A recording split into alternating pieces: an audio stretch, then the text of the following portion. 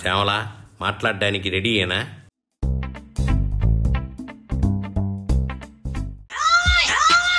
ఏంటి శ్యామలు నమస్కారం బట్టి అట్టే ఉంటున్నావు? నిన్ను ఫోటోలు ఎవరు తీయడం లేదులేగానే మ్యాటర్లోకి వచ్చి.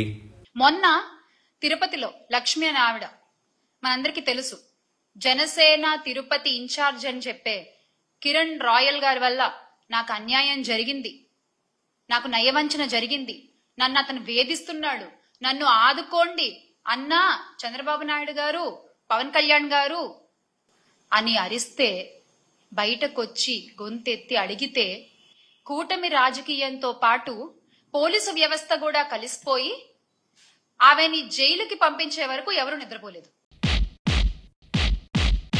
ఆమెని జైపూర్ పోలీసులు వచ్చి అరెస్ట్ చేస్తే నువ్వేంది ఏపీ పోలీసులు వచ్చి అరెస్ట్ చేసినట్టు చెప్తున్నావో? ఆ లక్ష్మి అనే ఆవిడ ఏ రాజకీయ పార్టీకి సంబంధించిన ఆవిడ కాదు. లక్ష్మీరెడ్డి మీ పార్టీకి చెందిన ఆమె అనే కిరణ్ రాయల్ అంటున్నాడుగా. వివాదాలకు దూరంగా ఉంటూ భర్తను పోగొట్టుకుని పిల్లలతో జీవిస్తున్నటువంటి సగటు మహిళ. లక్ష్మికి భర్త ఉండగానే కిరణ్తో పరిచయం ఉందని ఆమె చెప్తుంటే నువ్వేంది భర్త దూరం అయ్యాక కిరణ్తో సంబంధం ఉందంటావో? కొంచెం సబ్జెక్ట్ తెలుసుకుని మాట్లాడితే మంచిది. పార్టీ అధినాయకుడేమో మహిళల ప్రయారిటీ మాకు ముఖ్యం, మహిళల రక్షణ మాకు అట్మోస్ట్ ప్రయారిటీ అని మాట్లాడతాడు. కానీ ఆ పార్టీలో ఉండేటువంటి నాయకులు మాత్రం చేసే పనులేమో ఇవి. మీ నాయకుడు కూడా గంట అరగంట అన్నోళ్ళని ఏం చేశాడని టీడీపీ వాళ్ళు అంటున్నా.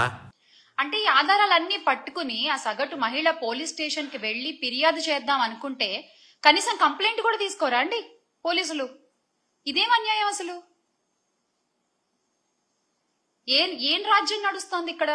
వరే మీ హయాంలో కూడా పోలీసు వ్యవస్థకి కంప్లైంట్ ఇచ్చుకోలేని పెద్దిరెడ్డి, విడదల రజని బాధితులు ఇప్పుడు స్టేషన్లకు వచ్చిస్తున్నారుగా కంప్లైంట్లో. ఇదే గత 5 ఏళ్లలో చూసుకుంటే ఫోన్లో దిశ యాప్ ని నొక్కిన, ఫోన్ ని షేక్ చేసిన, ఆడపిల్లలపై అన్యాయం చేయాలనుకున్న వాళ్ళని షేక్ చేసేలా, వాళ్ళ అంతు చూసేలా పనిచేసిన వ్యవస్థలో ఉన్న ఈ రాష్ట్రంలో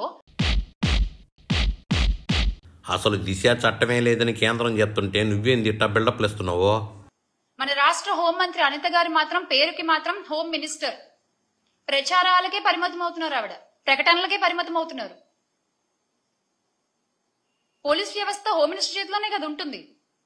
ఎందుకు దాన్ని మీరు కట్టుదిట్టంగా చేయలేకపోతున్నారు? మీ హయాంలో కూడా వనిత, సుచరితలు ప్రకటనలు తప్ప ఏ రోజు బయటకు వచ్చి స్వతంత్రంగా కార్యక్రమాలు చేశారని కూటమి నాయకులు అంటున్నారు కదా అక్కయ్య. తొక్కి పట్టి నార తీస్తాం, ఆడపిల్లల జోలికొస్తే తొక్కి పట్టి నార తీస్తాం, నడు వంచి దెబ్బలు కొడతాం అని చెప్పినటువంటి పవన్ కళ్యాణ్ గారు ఏది తొక్కలేదు, నారాలేదు. కిరణ్ ని పార్టీ కార్యక్రమాలకు దూరంగా ఉండాలని జనసేన డిసైడ్ చేసిందిగా. మీ పార్టీ ఎప్పుడన్నా ఇట్టా చేసిందా? అంతెందుకు హత్య చేసి డోర్ డెలివరీలు చేసిన ఎమ్మెల్సీ అనంతబాబునే జగన్ ఒక్కరోజన్నా సస్పెండ్ చేశాడా? ఏది జరిగినా వైఎస్ఆర్ కాంగ్రెస్ పార్టీవే వేలేది చూపించడం. నవ్వుతున్నారు, అయినా మీకేం పట్టట్లేదు.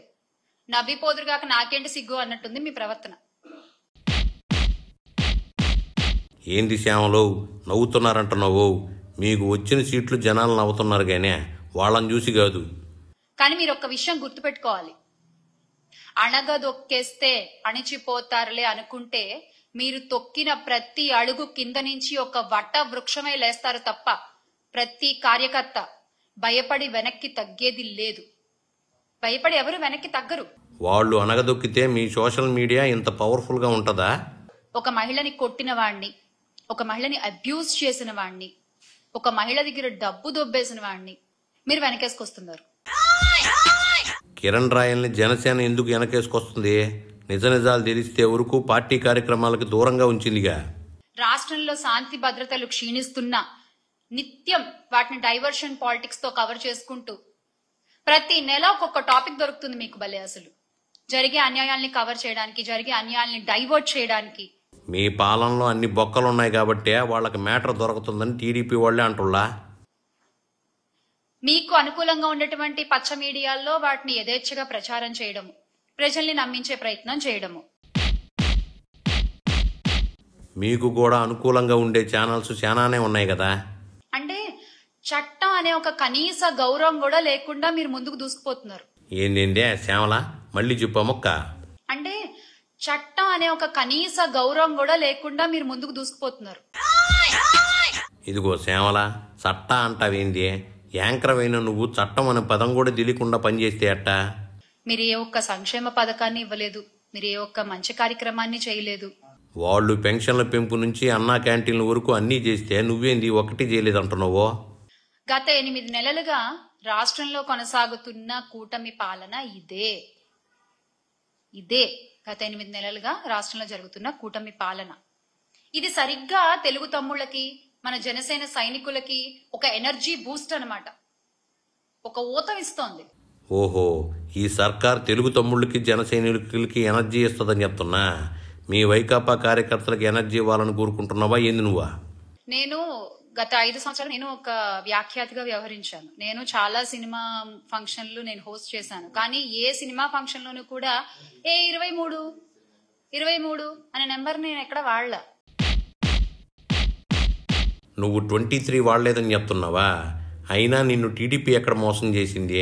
పృథ్వీని వైకాపా వాడుకొని మోసం చేసింది కదా, అందుకే ఆ బాధ. ఆయనకి తెలుసులే గానీ నీకు తెలీదు.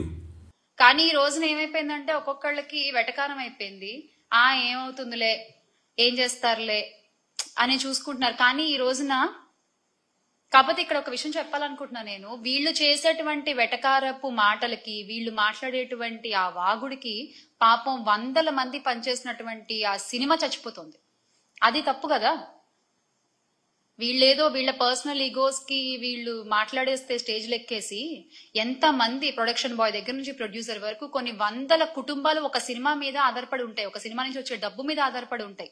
వాళ్ళందరూ ఎంత ఇబ్బంది కూడా అవుతున్నారు. ఒక సినిమా చచ్చిపోతోంది వీళ్ళు మాట్లాడే ఒక 2 లైన్ల మాటల వల్ల. ఇన్ని తెలిసి నువ్వు నీ బులుగు సైనికులకు చెప్పలేవా సినిమా బాయ్కాట్ చేయకూడదనే? చెప్పిన దొరుకు జాలుగానే ఇంక నువ్వు బయలుదేరు.